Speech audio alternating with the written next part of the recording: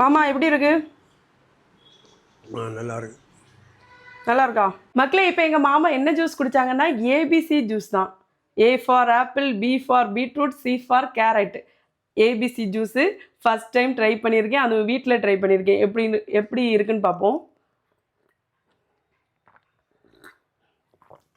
இது வந்து இந்த காய்கறியெல்லாம் பிடிக்காம இருப்பாங்க பார்த்தீங்களா, அவங்களுக்கு நல்லா தான் மக்களே இருக்குது.